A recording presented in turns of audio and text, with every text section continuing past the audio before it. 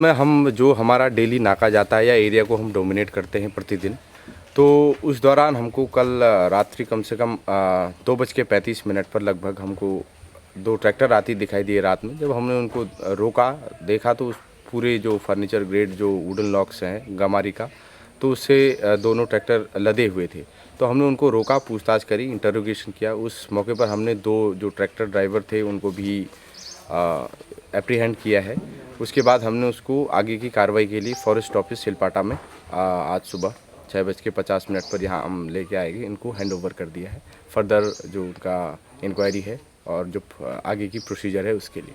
Tractor में गमारी का लकड़ी मिला है और जो फर्नीचर ग्रेड भी कुछ उसमें हो सकता है और ज़्यादातर लकड़ी फर्नीचर ग्रेड का ही है, वही मिला है। कहाँ से ले ये हमने देहरा चाय बागान में पकड़ा है और पूछताछ में पता चला कि ये सिब्रुबारी से ही आ रहे थे इस तरफ। तो ज़्यादा तो वो बोल नहीं पाए ड्राइवर, लेकिन इसे हमने चाय बागान में पकड़ा है। ये तो अब ला रहा था इलीगली, इसका तो कोई कागज़ आगज़ नहीं है। तो हमने देखा कि कोई इसका कागज़ नहीं है, कोई इनके पास परमिशन नहीं है, तो संभवतः इलीगल हो सकता है। इसके लिए हमने फॉरेस्ट को उनका फर्दर इंक्वायरी के लिए हमने भेज दिया।